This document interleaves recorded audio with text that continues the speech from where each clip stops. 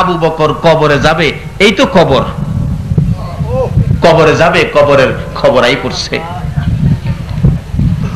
ফজরের নামাজ পড়ে আবু বকর দুইটা চোখের পানি ছেড়ে ছেড়ে কান্দে। হযরতে ওসমান গনি বলেন, আমি আবু বকরের গলায় ধরে কান্দি, আবু বকর গো, নবী যেদিন এই জমিন থেকে বিদায় হয়ে গেল, তোমাকে দেখলে আমরা শান্তি পাই, তোমার কথাগুলো শুনলে আমরা শান্তি পাই, তুমি এইভাবে কেন কান্দো? আবু বকর বলেন, ওসমান গনি রে, আজকে রাত্রে রাসূল আমারে ডাক দিয়েছে।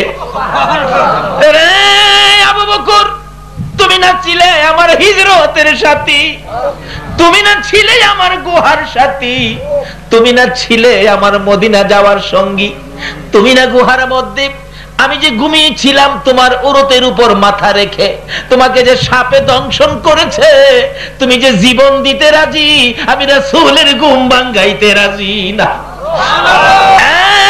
আবু বকর 2 বছর 2 মাস 10টা দিন পার হয়ে গেল, আমি রাসূল একা একা রওজায় শুয়ে আছি। তোমার কি মন চাই না রে আবু বকর আমার পাশে শোয়ার জন্য? আমি রাসূল আর কতদিন একা একা থাকবো? এমনি সময় দয়ার নবী মায়ার নবীর ডাক আবু বকরের কানে লাগলে আবু বকর ঘুম থেকে উঠে কাঁদতেছেন, নবী আমাকে ডাক দিয়েছে, বিদায় হয়ে যাব। ফজরের নামাজ পড়ে বিছানায় বসে কান্দে। ওসমান গনি বলেন, কান্দো কেন? ও ওসমান গনি, আমি বিদায় হব, কান্দি। ওসমান গনি শোনো গো, আমি তো নবীর প্রেমে, নবীর ভালোবাসায়, নবীকে খুশি করে আল্লাহকে পাওয়ার জন্য আমার সকল সয় সম্পত্তি বিলীন করে দিয়েছি। 10টা পাই পর্যন্ত আমি আবু বকরের ঘরে নাই। আজকে রাত্রে আলু জ্বালাবো, তোল কিনার পয়সা পর্যন্ত আমার ঘরে নাই। এরে ওসমান গনি, আমি যদি আজকে মৃত্যুবরণ করি, কথা দাও আমি আবু বকরের কাফনের কাপড় কিনা দিবানি। সংক্ষেপ করে দিলাম, এই নবীকে চিনার পরে আবু বকর এইভাবে সব বিলীন করে দিয়েছে। আমার নবী একদিন মসজিদে নববীতে গায়ের চাদর মুবারক বিছাইয়া ডাকতেছেন, দেখি কে আমারে চিনো, কে আমারে কিনবা, কে আমাকে ভালোবাসো, কে আমাকে খুশি করার জন্য কি করতে পারো? সবাই দৌড়ে গেলেন, যা পায় তা নিয়ে আসে। হুজুর নিয়ে আসলাম। কি আনছো? আমার যা সম্পত্তি আছে 4 ভাগের 3 ভাগ রাখলাম, 1 ভাগ আপনার জন্য নিয়ে আসলাম। হুজুর আমি নিয়ে আসলাম। কি আনছো? 4 ভাগের 2 ভাগ রাখলাম, 2 ভাগ আপনার জন্য নিয়ে আসলাম। এইভাবে জমা দিতে থাকলো রাসূলকে খুশি করার জন্য। হযরতে আবু বকর বাড়িতে যাইয়া 2টা চোখের পানি ছেড়ে ছেড়ে কান্দে। বিবি বলেন, স্বামী গো কেন কান্দো, ব্যাপার কি? কান্দি রে বিবি, রাসূলকে খুশি করব, ঘরে কিছুই নাই, আমি কি নিব, কি দিব, কি দিয়ে খুশি করব? এবার গায়ের রুমালটা বিছাইয়া 4 কাপ পাইলেন, দিলেন, গ্লাস পাইলেন, দিলেন, নিমকদানি পাইলেন, কুপি বাতি পাইলেন, কুটিনাটি ছোটখাটো জিনিস যা ছিল প্যাকেট করলে। বিবি ডাকতেছেন, স্বামী গো এই সবগুলো প্যাকেট করে কই নিয়ে যাবেন? ও বিবি, রাসূলের জন্য নিয়ে যাব, ঘরে দি কিছুই নাই, সব নিয়ে যাবেন। হ, এমনি সময় দেখে মহিলারা কানের অলংকার খুলে খুলে, গলার হার খুলে খুলে পাঠাইতেছে বাচ্চাদেরকে দিয়ে। আবু বকরের বিবি বলেন, স্বামী মহিলারা ওদিকে কিছু দেয়, আমি কি দিব, আমার জন্য কিছু রাখেন। একটা গ্লাস হাতে নিয়ে বললেন, এই গ্লাসটা আমার নামে নবীর রুমালে দিয়েন। আবু বকর বলেন, বিবি গো আমি তো সবগুলি নিয়ত করে ফেলেছি, আমি আবু বকর দিব, এই নিয়ত আর ঘুরাইতে পারবো না, তোমার নামে নিব না। বিবি বলেন, স্বামী তা যদি না করেন একটু দাঁড়ান, আমি রাসূলকে খুশি করার জন্য কিছু করব। কি করবে রে বিবি? সঙ্গে সঙ্গে আবু বকরের বিবি বিছানার থেকে খেজুর পাতার চাটাই টাইনা টাইনা বাহির করে, খেজুর পাতার চাটাই পরনে লাগাইয়া পরনের কাপড় টাইনা টাইনা খুলে। আবু বকর বলেন, বিবি কি করবি রে? পরনের কাপড় খুলে, স্বামী গো আর কিছুই নাই রাসূলকে দেওয়ার জন্য, আমি খেজুর পাতার চাটাই পরে পরনের কাপড় খুইলা দিলাম, আবার রাসূলের রুমালে দান করে দিও।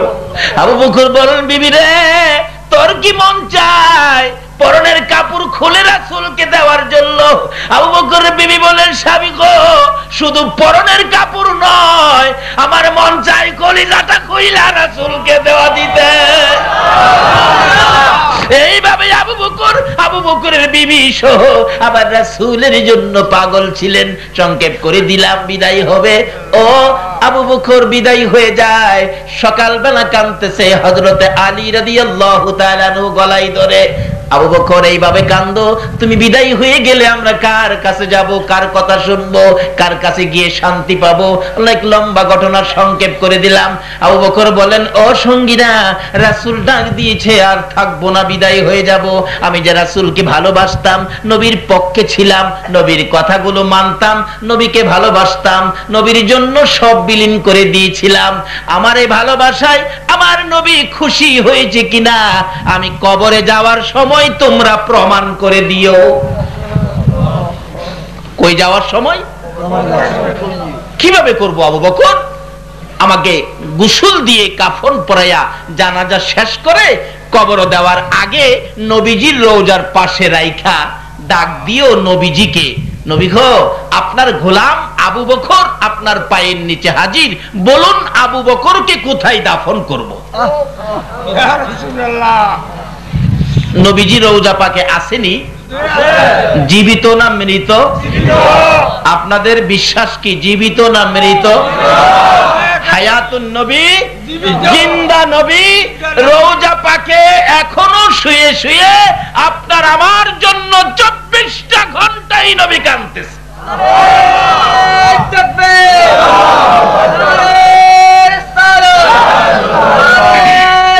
বলুন নবীজি রওজায় আছে কিনা? আল্লাহু আকবার। এক নবীর আশিক নবীজি রওজার পাশে গিয়ে শুয়ে শুয়ে কান্দে, নবী গো, আপনি না খাওয়াইলে আমি খাইতাম না। নবীজি রাত্রে ডাকে, ও পাগল, আমার চুলাই কি এখন রান্না হয়? আমি না খাওয়াইলে খাইতি না? না, মইরা যামু তো, আপনি না খাওয়াইলে খাইতাম না। পাগল, কি করব? একদিন রাতে নবীজি স্বপ্নের মাধ্যমে 2টা রুটি আইনা তার হাতে দিছে। স্বপ্নে অনেক সময় খাই না আমরা, আমরার খাওয়া আর পাওয়া, নবীজির দেওয়া আর খাওয়া একরকম হবে? আমরা তো স্বপ্নে খাই মাশাআল্লাহ, পোলাও খাই, দেশি মুরগির রান খায়, 2 হাতে সমানে খায়, ঘুমেতে ওইটা দেহে খাতা সিরা মুহ দিয়া রাখছে। আর ওই নবীর আশিক বলেন, আমি রওজা পাকের পাশে ছিলাম, আমার হাতে 2টা রুটি দিলে আমি ঘুমের মধ্যে খাইতেছি, একটা রুটি খাইয়া আরেকটা মাঝখান দিয়ে ছিঁড়ে অর্ধেকটা খাইলাম, বাকি অর্ধেকটা আমার হাতের মধ্যে ঘুম ভেঙে গেছে। আল্লাহর কসম, আমি স্বপ্ন থেকে উঠে দেখি রাসূলের দেওয়া রুটির অর্ধেক রুটি এখনো আমার হাতের মধ্যে আছে। এই নবী মদিনায় রওজা পাকে আছে কিনা বলুন তো? কিভাবে আছে? আরো জ্বলন্ত প্রমাণ, বাস্তবে বহু প্রমাণ, সময় হবে না, রাত্র অনেক হয়ে গেছে। এবার ডাকতেছে, ইয়া রাসূলুল্লাহ, হযরত আলী রাদিয়াল্লাহু তাআলা আনহু আবু বকরের লাশ নবীজির রওজার পাশে রাইখা ডাকতেছে, আল্লাহর নবী গো, আপনার গোলাম আবু বকর আপনার পায়ের নিচে হাজির, বলুন কোথায় দাফন করব? কোনো জবাব আসতেছে না। আবার ডাক দিলেন, ইয়া রাসূলুল্লাহ, আপনার হিজরতের সাথী, গুহার সাথী আপনার পায়ের নিচে, বলুন কোথায় দাফন করব? কোনো জবাব নাই। তৃতীয়বার মাথায় হযরত আলী রাদিয়াল্লাহু তাআলা খুব কাঁদতেছেন, ইয়া রাসূলুল্লাহ, আবু বকরের বেলায় যদি কথা না বলেন, আমাদের বেলায় জানি কি হয়। এমনি সময় হাজার হাজার সাহাবীর সামনে নবীজির রওজা পাক থরথর করে কাঁপতেছে। সুবহানাল্লাহ। সবাই এক বাক্যে নজর দিলেন, এক ধ্যানে তাকিয়ে রইলেন। সবাই রওজার দিকে তাকিয়ে থাকলে একটু পরে শোনা যায় আমার নবী রওজা পাকের ভিতর থেকে ডাকতেছে, আলী, আলী রে, কই রে আমার আবু বকর? রে আলী, কই আমার আবু বকর? দে দে, আমার আবু বকরকে আমার পাশে দাফন করে দে। নবীকে চিনে, নবীর ভালোবাসা লইয়া আবু বকর আমার নবীর পাশের জান্নাতের বাগানে ঘুমাইছে। আমার আল্লাহ বলেন, বন্ধু গো, তোমার ভালোবাসার আবু বকরকে তোমার পাশে শোয়াইলা, আমি আল্লাহ কথা দিলাম বন্ধু, তোমার ভালোবাসার আবু বকর যতক্ষণ পর্যন্ত জান্নাতের ভিতরে না যাবে ততক্ষণ পর্যন্ত কোন নবীর উম্মতের জান্নাতে যাইতে দিব না। এই নবীর চিনে, নবীর পক্ষে, নবীর ভালোবাসা দিয়ে আবু বকরের লাভ হলো না লস হলো? চিনে নাই আবু জাহেল, কবরে যাইব। বদর প্রান্তরের উপর দিয়ে নবীজির এক সাহাবী হাইটা যাইতেছে, এমন সময় দেখে একটা লোক সমস্ত শরীরের মধ্যে আগুন, হাতে আগুনের ভেরি, পায়ে আগুনের ভেরি, গলায় আগুনের ভেরি, মাথায় আগুনের টুপি, এইভাবে মাটির নিচ থেকে উঠছে। ওইটা বলতেছে, ভাই আমার এক গ্লাস পানি খাওয়াও, আমার এক গ্লাস পানি খাও, আমার জীবন বাহির হয়ে যাইতেছে। এমনি সময় দেখে দুইজন লোক আগুনের ডান্ডা দিয়ে মারতেছে ভিতরে নেওয়ার জন্য, আর বলতেছে হ্যারে পানি দিও না, হ্যারে পানি দিও না। ওই সাহাবী বলেন, এই অবস্থা দেখে আমি তো ভয় পেয়ে গেলাম, দৌড় শুরু করে দিলাম, নবীজির সামনে হাজির। ইয়া রাসূলুল্লাহ, বদর প্রান্তের উপর দিয়ে আমি যাচ্ছিলাম, একটা ঘটনা দেখলাম। কি এই ঘটনা? রাসূল বলেন, যার এই ঘটনা তার চিনছো তুমি? কই না হুজুর, চিনি নাই। কই সেই হলো আবু জাহেল। জাহান্নামের আগুনে জ্বলছে, জাহান্নামের ভেরি পায়ে, হাতে, গলায়, সেই যন্ত্রণা সহ্য করতে না পেরে উপরে উঠে তোমার কাছে পানি চাইছিল, আর ওই জাহান্নামের ফেরেশতারা তাকে আগুনের ডান্ডা দিয়ে ভাইরেয়া ভিতরে ঢুকাইছে। সেই হলো আবু জাহেল। এইলো আবু জাহেলের অবস্থা কবরে, নবীর সাথে দুশমনি করে। আর ওই হলো আবু বকরের অবস্থা কবরে, নবীর ভালোবাসা দিয়ে। বলুন, আবু বকরের দাম বেশি না আবু জাহেলের দাম বেশি? আপনারা কি নবীর পক্ষে থাকবেন না আবু জাহেলের পক্ষে থাকবেন? আল্লাহ আমাদেরকে নবীর পক্ষে থাকার, নবীর কথাগুলো মানার, নবীর ভালোবাসার জিন্দেগি করার তৌফিক দান করুক। সকালে বলুন আমিন। কিন্তু ভালোবাসার অর্থ কিভাবে হবে? আজকে রজব চাঁদ, এই রজব চাঁদে আমার নবী মেরাজের সফর করেছে। আসার সময় কি নিয়ে আসছে? আসসালাতু মেরাজুল মুমিনিন। আয়েশা বলছে, উম্মতেরা রে, আমি তো মেরাজ করেছি একবার, আর তোমাদের জন্য সুযোগ করে দিয়েছি রুস কয়বার? আমার নবী বলতেন, প্রভু গো, তারা কি বারবার আপনার এত উপরে আয়েশা সাক্ষাৎ করতে পারবে? আল্লাহ বলছেন, বন্ধু তাদের আসতে হবে না, তোমার উম্মত তো আমি তোমার ভালোবাসার খাতিরে তোমার উম্মতের সাক্ষাতের জন্য আরশ কুরসি লৌহ কলম ফালাইয়া তোমার উম্মতের সাক্ষাৎ দেওয়ার, দিদার দেওয়ার জন্য আমি আল্লাহ নিজে জমিনে নাইমা যাবো। আল্লাহকে কাছে পাবেন কার খাতিরে? নবীজির খাতিরে। বাবারে, সব ভুলে গিয়ে আসল চিনেন যার খাতিরে কুল কায়নাত, যার উপর আল্লাহ দুরূদ সালাম প্রেরণ করে, যাকে এত উর্দের সফর করিয়েছেন, যাকে স্বপ্নে দেখলে জাহান্নামের আগুন হারাম হয়ে যায়, যার আঙ্গুলের ইশারায় চাঁদ দুই টুকরা হয়ে যায়, সেই নবীকে চিনে এইবার আল্লাহ পাওয়ার সন্ধানে নামেন। তাইলে আল্লাহ দূরে হবে না কাছে হবে? এই সন্ধান করেছিলেন আতাই রাসূল খাজায়ে খাজেগা খাজা মঈনুদ্দিন চিশতি রহমাতুল্লাহ। এই রাস্তায় সামনে বাইরা বলুন, আল্লাহরে কাছে পাইছে না দূরে পাইছে? কত কাছে! আল্লাহু আকবার। খাজা মঈনুদ্দিন চিশতি রহমাতুল্লাহ আলাইহির আজকে ওনার স্মরণে মাহফিল। একজন ওলিদের পক্ষে থাকলে কি বলেন, আজকে আমরা এই দুই পক্ষ ছেড়ে দেওয়ার কারণেই তো আমাদের অধপতন। আমাদের হাতে আল্লাহ দুইটা শক্তি দিয়েছেন, একটা শক্তি হলো রিসালাত, আরেকটা শক্তি হলো বেলায়াত। আজকে রিসালাত আর বেলায়াতের শক্তির থেকে দূরে যাওয়ার কারণে মুসলমান আজকে বিশ্ববাজারে মার খায়। ঠিক। অথচ রিসালাতের শক্তি কত! যেদিন এই নবীর রিসালাতের নিশানি ইব্রাহিমের কপালে ছিল, ইব্রাহিমকে যখন নমরুদে আগুনে ফেললো, এই রিসালাতের খাতিরে নমরুদের আগুন ইব্রাহিমকে ধরে নাই। যখন ইসমাইলের কপালে ছিল, এই রিসালাতের খাতিরে ইব্রাহিমের ছুরি ইসমাইলের গলা কাটে নাই। বেলায়েতের পাওয়ার কত! ভারতের জমিনে ঘুমিয়ে আছেন হাজী আমদাদুল্লাহ মুহাজির মক্কি, তার জীবনী খুলুন। হাজী আমদাদুল্লাহ মুহাজির মক্কি বেলায়েতের বাদশা, বেলায়েতের শক্তিওয়ালা, বেলায়েতের দরজার বড় স্তর বড় একজন আল্লাহর ওলি। ওই আল্লাহর ওলির অবস্থান কি ছিল? একজন মানুষ বিপদে পড়ছে, মানুষ বিপদে পড়লে অনেক সময় আল্লাহর ওলিদের কাছে যায় না? এখন তো মানুষ যাইতে চায় না, হুজুর কিভাবে যাবো, গেলেই তো ফতোয়া আসে শিরিক শিরিক শিরিক। অথচ বিপদে আপদে পড়লে জাতীয় ভাবে ওলিদেরকে স্মরণ করে। আপনারা শুনেন নাই? রেডিও টিভির গান শুনেন নাই? দেখছেন না? যদি বন্যায় দেশ বাসাইলা, খরায় দেশ পুইরালা, বিশৃঙ্খলা অভাব দেখা দেয়, তখন দেখবেন রেডিও সেন্টারে গান দেয়, ওলি আল্লাহর বাংলাদেশ, কয় না কয় না, শহীদ গাজীর বাংলাদেশ, তাদের রস্তে তাদের হস্তে রহম করুন আল্লাহ, রহম করুন আল্লাহ। বিপদে বললে এরা রস্তে আর রস্তে।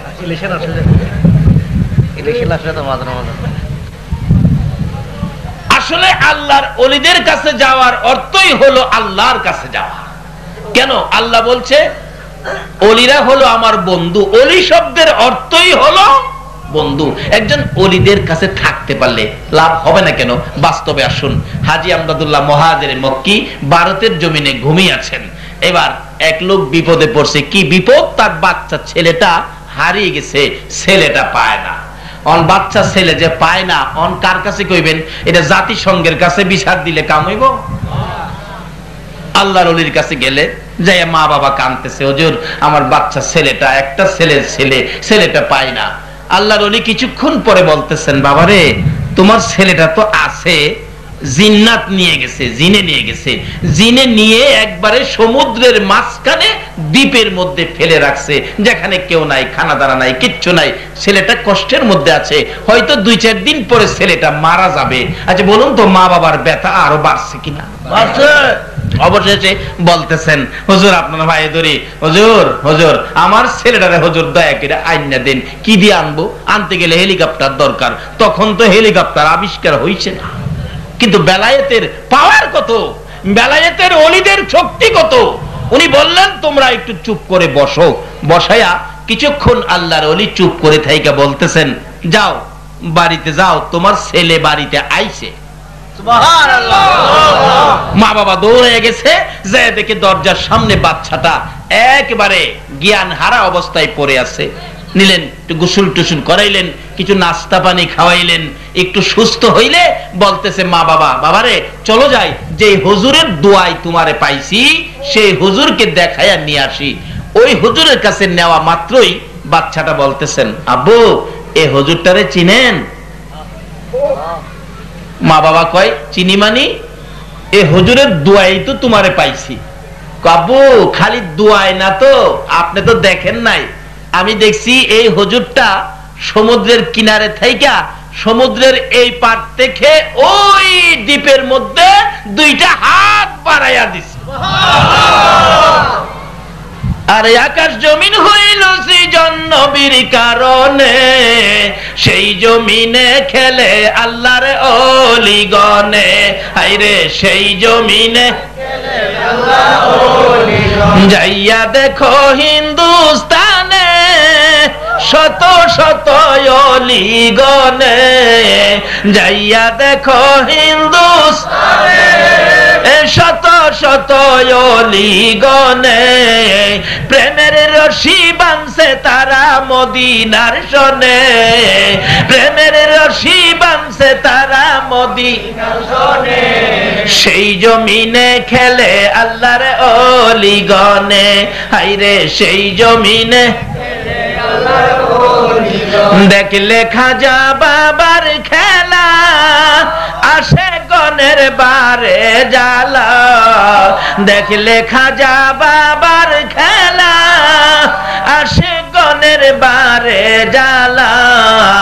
আইনা সাগর শুকিয়ে দেই বসে নির্জনে, আইনা সাগর শুকিয়ে দেই বসে নির্জনে। সেই জমিনে গনে, হাইরে সেই জমিনে খেলে আল্লাহ। হাত বাড়াইয়া আমারে টান দিয়া উঠাইয়া নিয়ে আইছে। বলুন ওলিদের হাত সমুদ্রের এপার থেকে ওই পার পর্যন্ত যাবে কিনা? এটাই তো ওলিদের কেরামত। এটা কি ওলিদের কেরামত? রাসূল বলছে কারামাতুল আউলিয়াই হাক্কুন, ওলিদের কেরামত সত্য, রাসূল বলে গেছেন। আচ্ছা, যাদের হাত এত লম্বা হয় তাদের পক্ষে গেলে কিছু কাজ হবে না? তার বাস্তব আমাদের দেশে আসুন, ভারত আর যাইতাম না, আমরা দেশে আমাদের কিশোরগঞ্জের ঘটনা। এক আল্লাহর ওলি তার মুরিদকে রাত্রে 12টার পরে চিঠি লিখে দিয়ে বলছে, এই চিঠিটা নদীর ওই পারে দিয়ে আসো, আমার একজন বন্ধু আছে। মুরিদ কয়, হুজুর রাত্রে কেমনে যামু, নৌকা তো পামু না ঘাটের মধ্যে এত রাত্রে, সকালে যামুনে।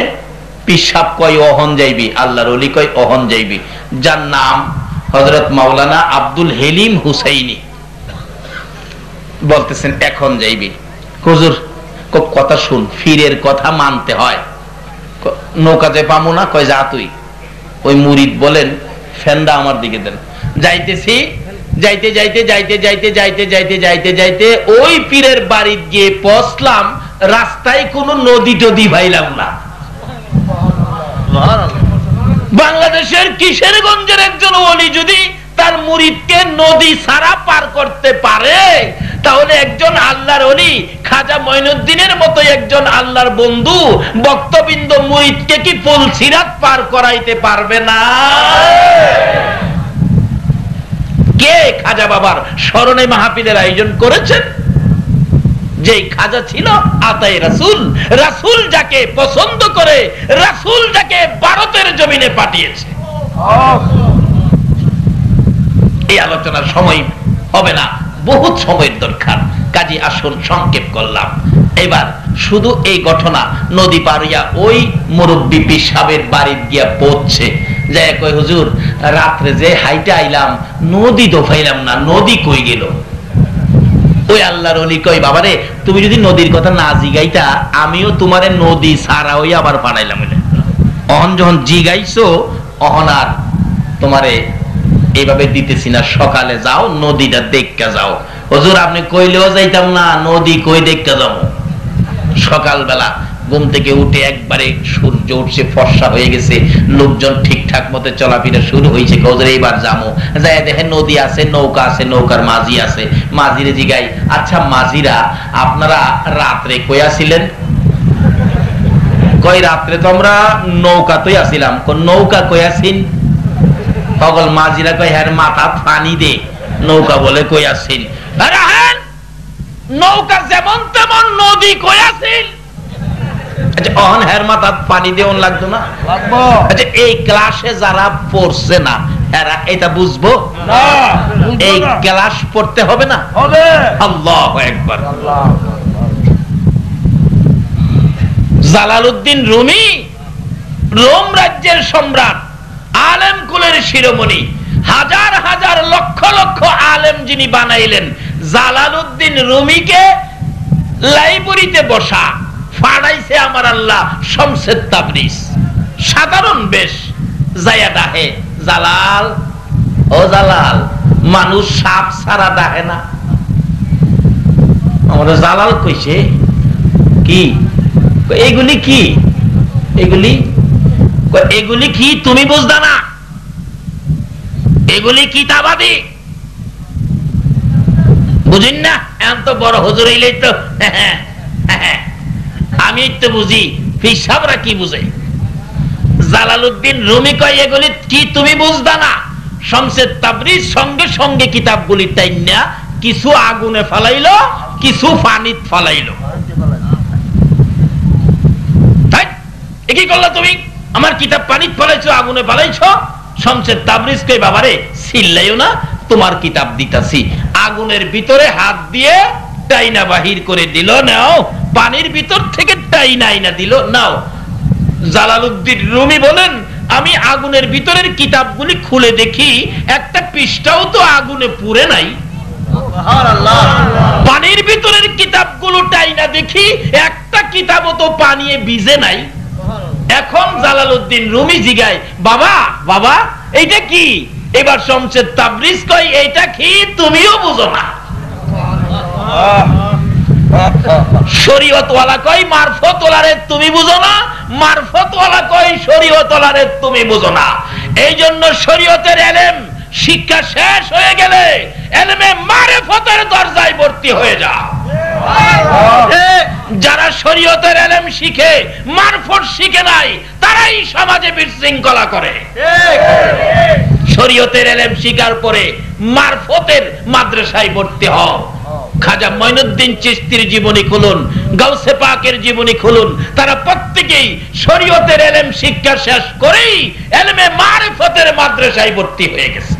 মারফতের মাদ্রাসাই হলো আল্লাহর ওলিদের মাদ্রাসা। জোরে কোন সুবহানাল্লাহ। এবার ডাকতেছে, যাই না ওদিকে লম্বা হয়ে গেছে, ডাকতেছে বাবা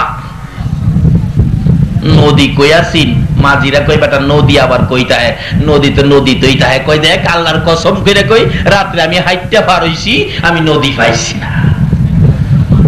আসলে এটা কি শরীয়তের শক্তি না মারফতের শক্তি?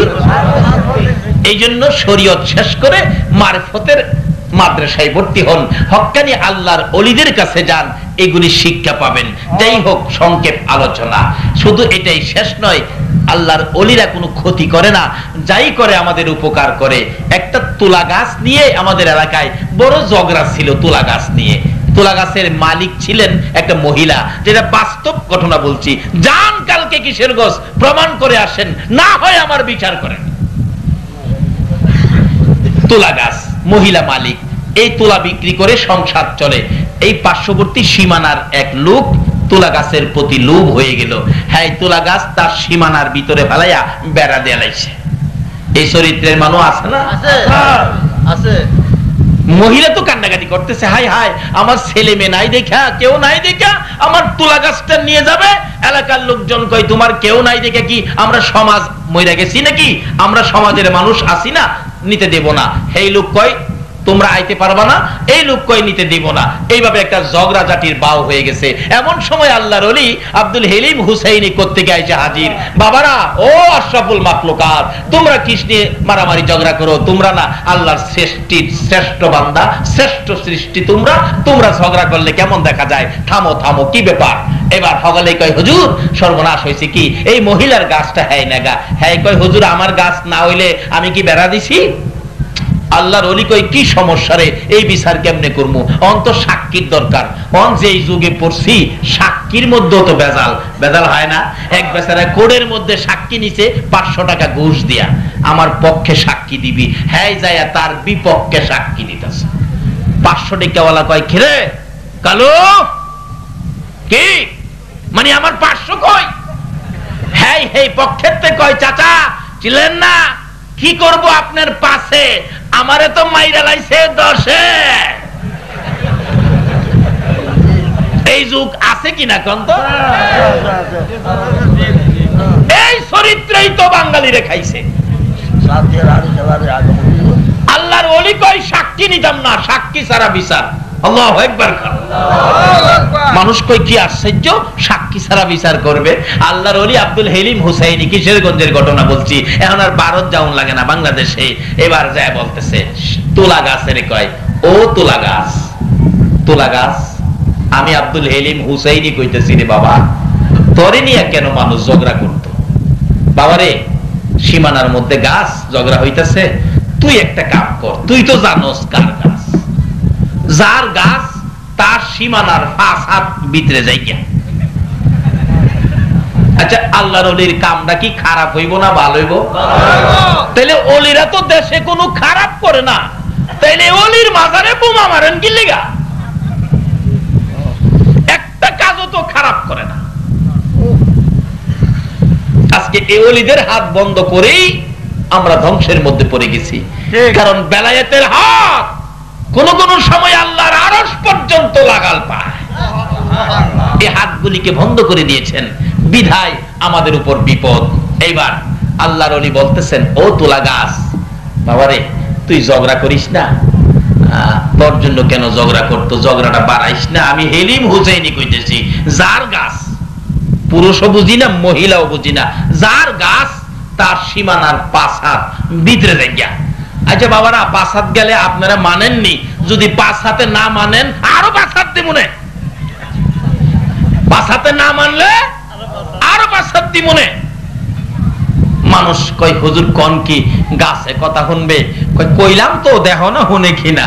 গিয়া দেহে গাছ মহিলা সীমানার ফাসাদ ভিতরে। যে সমস্ত বেলায়েতের ওলিদের কথা গাছে পর্যন্ত শুনে, এইরকম ওলিদের কথা কি আমার আল্লাহ শুনবে না? ওলিদের পক্ষে থাকেন, রাসূলের পক্ষে থাকেন। খাজা মঈনুদ্দিন চিশতি রাহমাতুল্লাহ আলাইহির পক্ষে থাকলে লাভ হবে না লস হবে? একটা কথা বলেই আমি শেষ করে দিব। কিরকম লাভ হবে? একদিন খাজা উসমান হারুনি খাজা মঈনুদ্দিন চিশতির পীর ছিলেন।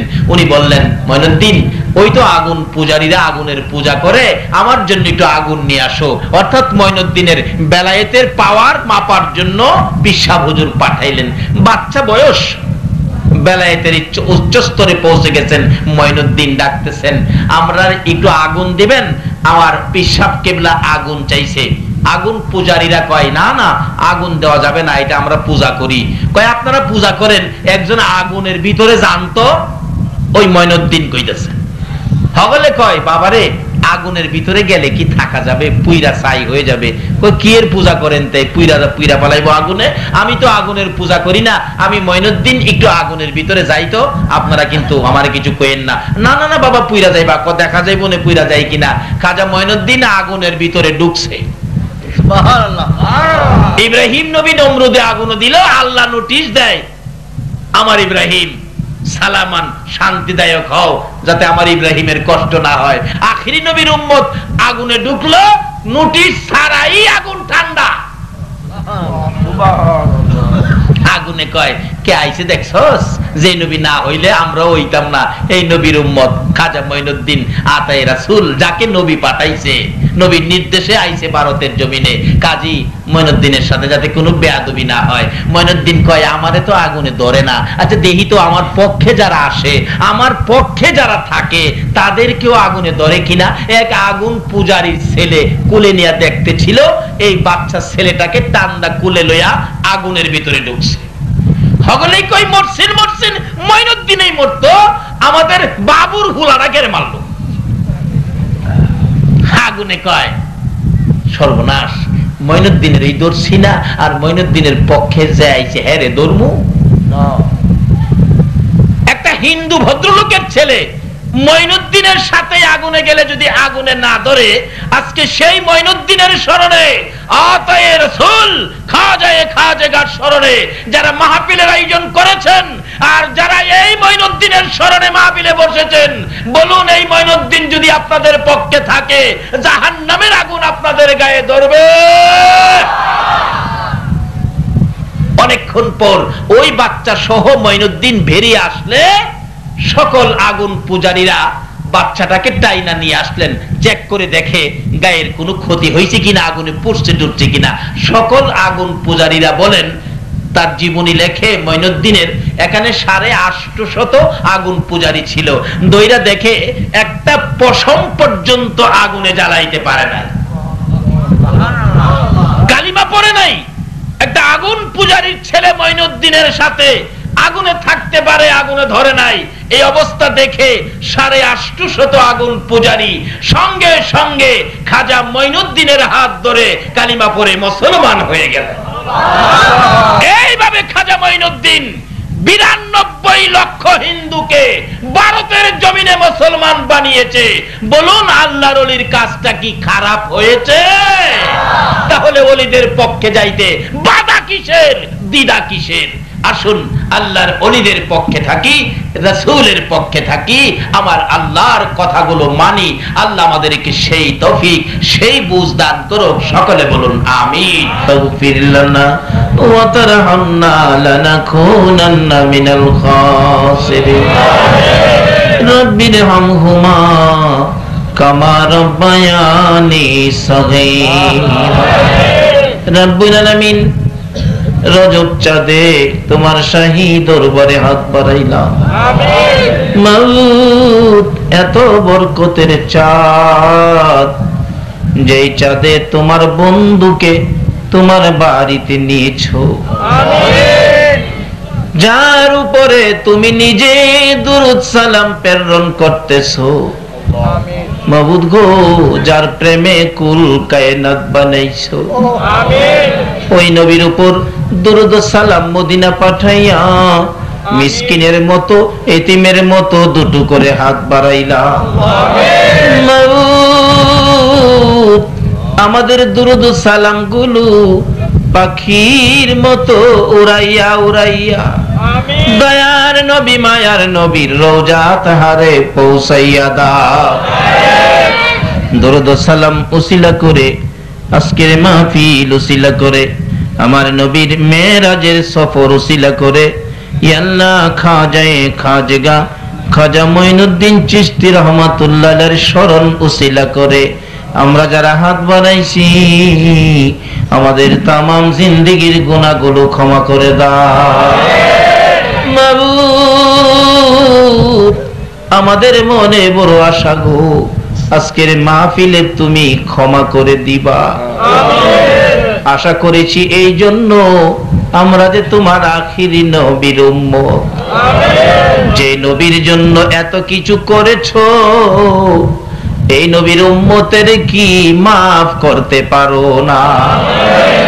নবীর জন্য কুল কায়নাত সাজাইছো, এই নবীর উপর তুমি নিজে দুরূদ সালাম প্রেরণ করতেছো, তুমি কি আমরারে মাফ দিতে পারো না? আমাদের কার জীবনে কত গুনাহ হিসাব জিগাইও না, কে নেককার কে গুনাহগার কাউরে কিছু কইও না। এই রজব চাঁদে নবীর মেরাজের খাতিরে আখিরি নবীর উম্মত বলে আমাদের সবাইকে তুমি মাফ করে দাও গো আল্লাহ। ইয়া আল্লাহ, সারা রাত মাহফিলে কাটাইয়া তোমার বান্দারা তোমার বন্ধুর গুনাহগার উম্মতেরা হাত বাড়াইছে, মাফ চাইলা, মাফ করছো নি গো আল্লাহ। ডাক দেন না আল্লাহ, হে আল্লাহ, হে আল্লাহ, জীবনের গুনাহ মাফ করছো। জিগান না, জীবনের গুনাহ মাফ করছো। দুনিয়াতে দেখি সন্তানেরা অপরাধ করলে মা বাবা রাগ হইয়া যায় রে, এই সন্তান বাড়িতে জায়গা দিব না। তারপরেও রাত্র যখন গভীর হয় বাবা একটু পরে পরে জিগায়, জয়নালের মা, জয়নাল কই রে, এখনো কি বাড়িতে আসে না? বাবার মন তো মানে না অপরাধী সন্তানের জন্য। মা দরদি দরজাটা খুইলা দাঁড়াইয়া থাকে গো, ও অপরাধী সন্তানের জন্য মায়ের মতো দরদি যদি দরজা খোলা রাখতে পারে গো, আমরা যে তোমার বন্ধুর গুনাহগার উম্মত, তুমি কি মাফের দরজা খুলতে পারো না?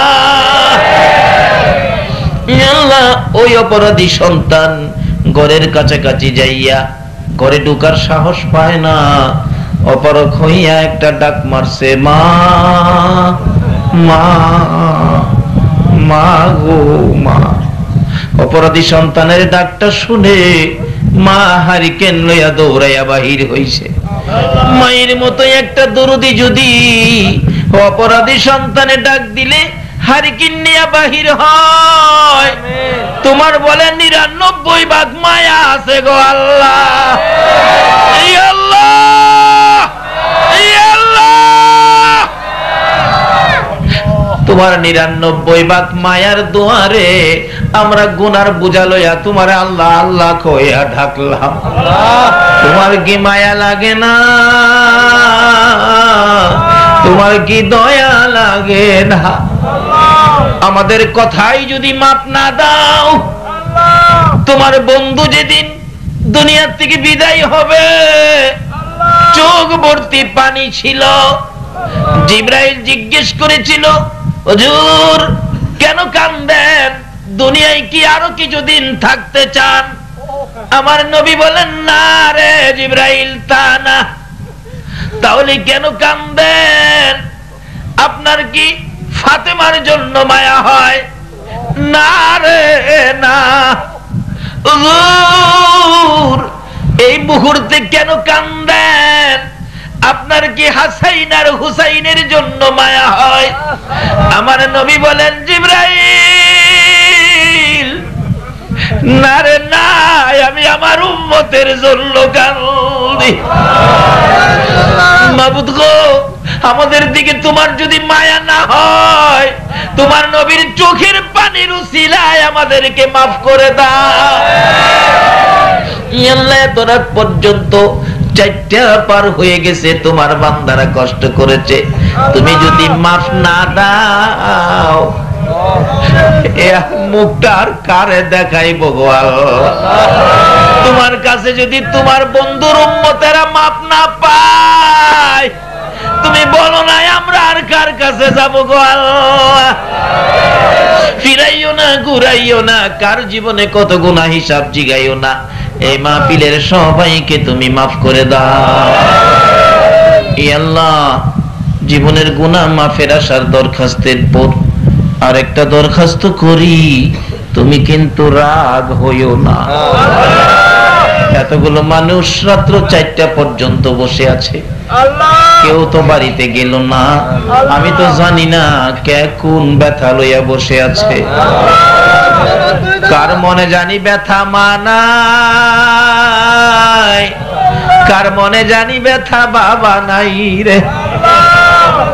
আমার মতো মায়ের অভাবী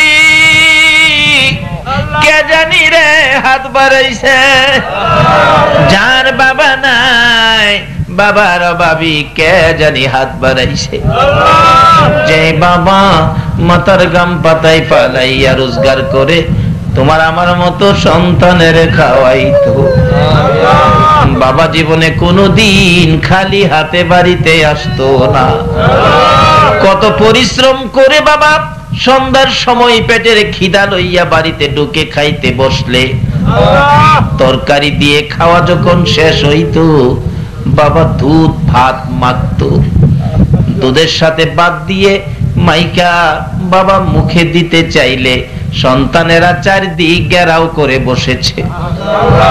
বাবা দুধ মাখা ভাত একটাও নিজের মুখে দিছে না রে,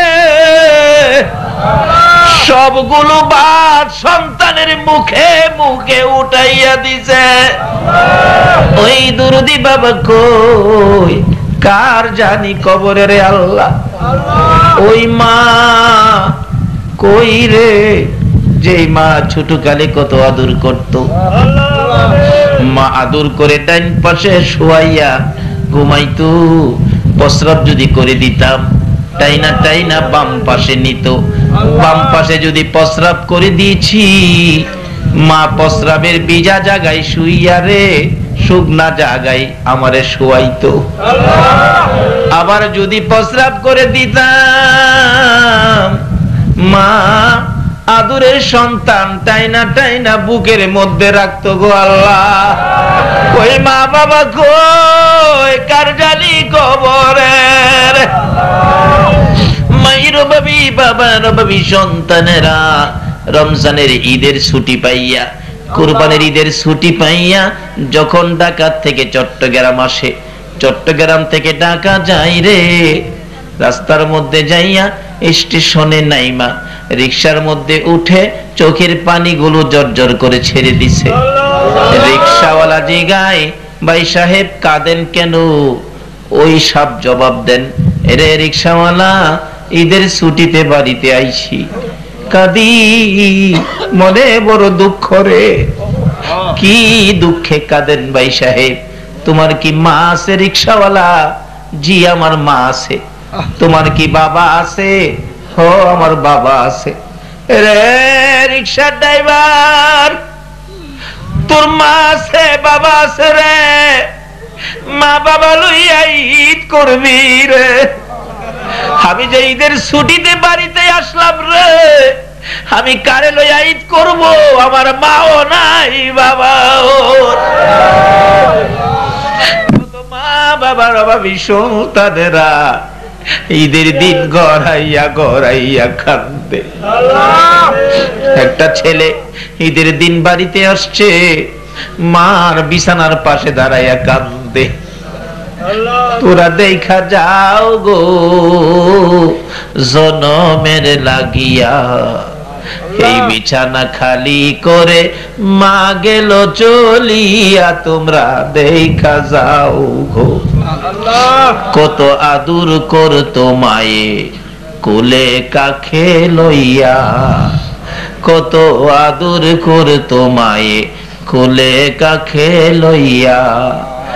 আরে বাবা বলে ডাকতো মায়ে, দুই গালে চুমাইয়া, তোমরা দেখা যাও রে।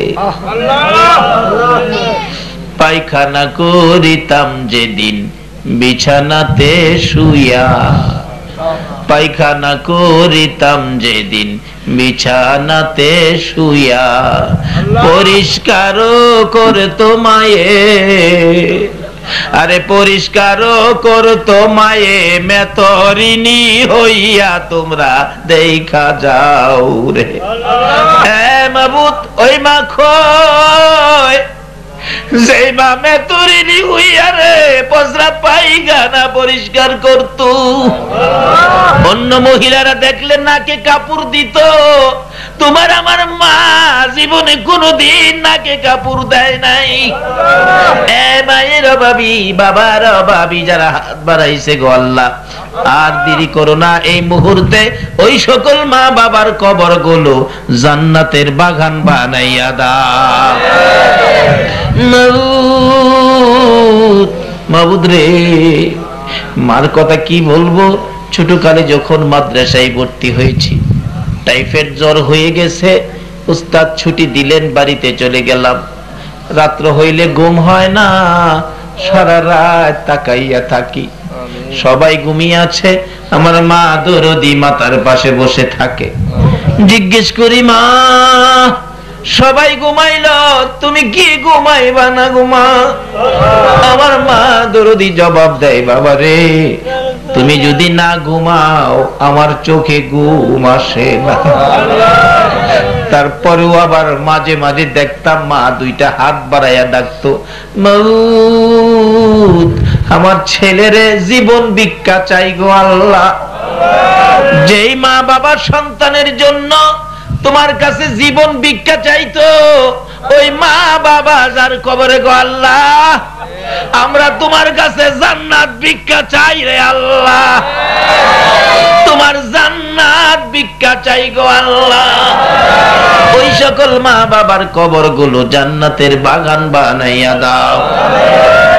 ইয়া আল্লাহ, দাদা দাদি, নানা নানি, শ্বশুর শাশুড়ি, আলিয়া ওলাদ, বংশধর, মই মুরব্বী, পাড়া প্রতিবেশী, খানদানবাসী যারা কবরে কাজ করে, এই এলাকার জমিনের নিচে যারা কবরে গো, সকলের কবর জান্নাতের বাগান বানাইয়া দাও। মাবুদ যারা দুনিয়াতে আছে হায়াত বাড়িয়ে দাও। ইয়া আল্লাহ, আমাদের সকলকে বেশি বেশি করে নেক কাজ করার তৌফিক দাও গো আল্লাহ। ইয়া আল্লাহ, খাস করে এই মাহফিলের আয়োজন যারা করেছে, ইয়া আল্লাহ কমিটির সকল ভাইদের, বংশধর, মই মুরব্বী যারা কবরে, সকলকে তুমি মাফ করে দাও। ইয়া আল্লাহ, যারা দুনিয়াতে আছে সকলকে তুমি নেক হায়াত বাড়িয়ে দাও। ইয়া আল্লাহ, যারা ব্যবসা করে গো, সকলের ব্যবসায় বরকত লাগাইয়া দাও। যারা বিদেশ থাকে গো, বিদেশি ভাইদেরকে সহি সালামতে রাখো। ইয়া আল্লাহ, খাস করে আজকের মাহফিল তুমি কবুল করে লাও গো আল্লাহ। এই মাহফিলের খাইর ও বরকত দয়ার নবী মায়ার নবীর রওজা পাকে পৌঁছাইয়া দাও। ইয়া আল্লাহ, আজকের মাহফিলের খাইর ও বরকত খাজা মঈনুদ্দিন চিশতি রহমাতুল্লাহ আলাইহির রোহে পৌঁছাইয়া দাও। ইয়া আল্লাহ, গাউসে পাক সহ সকল ওলিদের রোহে পৌঁছাইয়া